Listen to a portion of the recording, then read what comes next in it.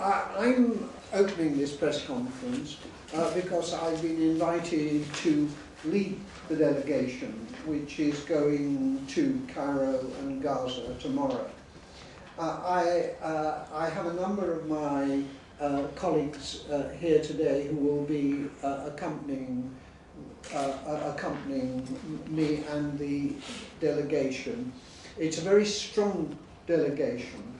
It consists of 60 people, and most of them parliamentarians from the United Kingdom Parliament, House of Commons and House of Lords, but also MEPs from 13 countries in Europe, and in addition to that, some members of the devolved administrations in Scotland and Wales as well. So, quite apart from my own involvement in it, I hope you will agree that it's an extremely strong delegation, and we are hoping, as I've been discussing with my friend Claire Short, we are hoping, as one generally hopes in this kind of situation, that this is not just a one-off demonstration, but part of a strong campaign to bring justice to Palestine and to the people of Gaza,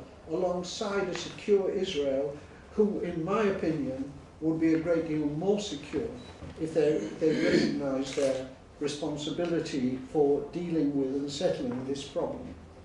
I'm now going to ask the organiser of this delegation, Dr. Arafat Shukri, to detail to you the programme for our visit and what we hope to achieve. Dr. Shukri. Thank you very much, Sir Kaufman. It's our pleasure actually to have you as our leader for this delegation. Thank you very much for accepting this. Regarding the European campaign to end the siege of Gaza, just as an introduction, it is an umbrella body of 30 NGOs across Europe. It was established 2 years ago as a response to the siege of Gaza. We try in different means to address the issue of the siege. One of them is sending convoys, medical convoys, like we did during the last months. We sent 2 convoys. And also the other means is to send parliamentarians to Gaza and see by their own eyes and have first-hand knowledge of the situation there. We believe the parliamentarians, policymakers, politicians have to go there and experience the situation and find out the realities that the Palestinian people are living under on a daily basis. We believe also that Europe has a great role to play. Europe should not be acting like a charity and sending money and material aid, but also they have to work on the political front. It is a political entity, and what's happening in Gaza is not out of natural disaster or tsunami. It is out of a human-made disaster, an occupation-made disaster, and this is why the solution for that should be political, by putting pressure on Israel to lift the siege in Gaza and press it to achieve peace with the Palestinians.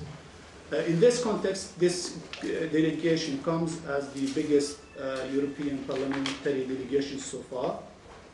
As Kaufman said, it is a delegation of 60 people. Most of them are parliamentarians, 17 of them are from the European Parliament, 11 or 12 of them from the Houses of Parliament and the House of Lords, and the others from 12 European countries.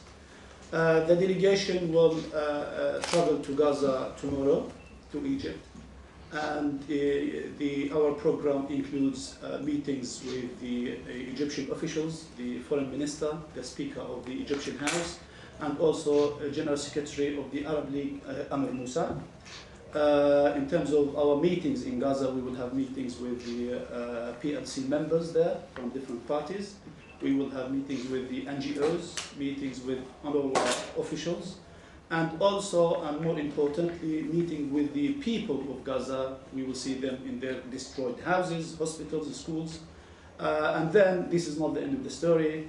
Actually, it is the beginning. We have to go back and continue our efforts to lobby the policymakers in Europe to do something more meaningful, more serious about the situation in Gaza. This is briefly about the delegation, and if you have questions later on, we'll answer it. Thank you very much. Are there any questions? Anybody putting the question, I'd appreciate it if you'd give us your name and the media source which you're representing. Can we ask the speakers here to speak a few minutes about the delegation and open the floor for them? Yes, of course. Of course. Well, shall we go clockwise? But Claire first. Depends where the clock starts.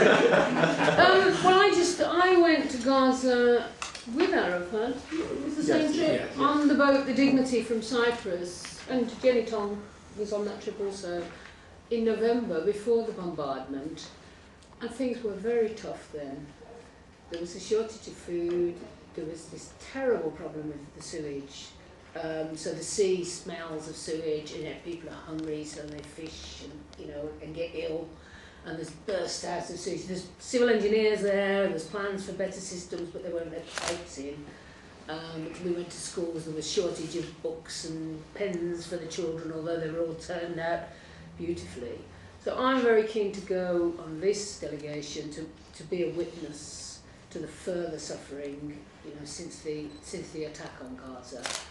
And John Ging was in London recently. You probably all met him on that trip, the UNRWA representative in Gaza. And he asked that European parliamentarians should go and witness and come back and change our policy. Because as Arafat has said, this isn't a humanitarian disaster, an act of God like what's happening in Haiti now.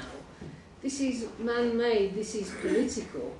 The siege, the starvation, and of course, after the bombardment, the international community, so-called, went to Sharm el-Sheikh, promised billions to rebuild Gaza, and nothing is let back in, and people are still living amongst the rubble.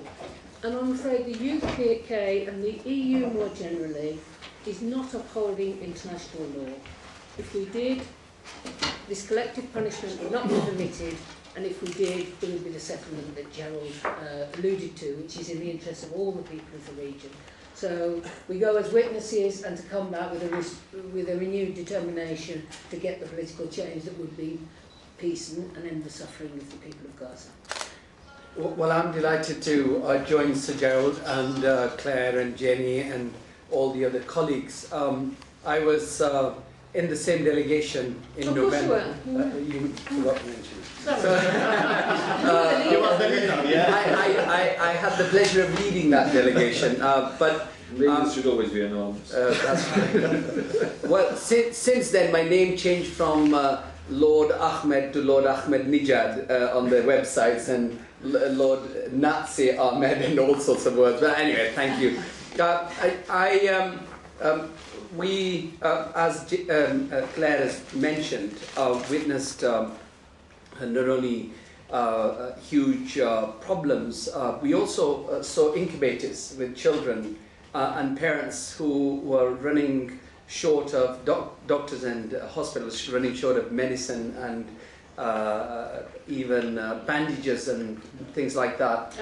Antibiotics and lots of machines, lots and lots of equipment that does not work because of the siege. And basically now with 1,440 people dead and thousands injured and literally more than 50,000 properties that have been damaged, and the siege is still there. And apart from humanitarian help that is desperately needed, there's siege in terms of, the international community keeps saying, well, we are going to help, but nothing is allowed into Gaza. So I think with this very large delegation, which Sir Gerald is leading, I think that we could probably draw international community's attention also to the suffering of people in Gaza. And thank you for including me.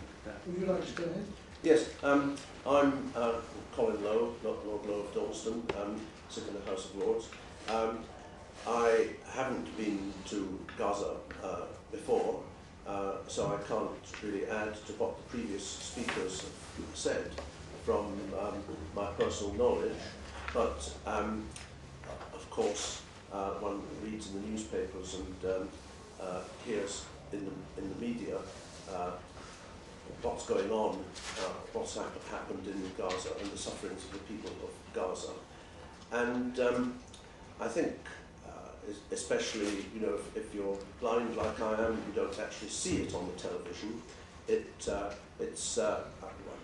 can appreciate intellectually what's happening, but it's a bit abstract.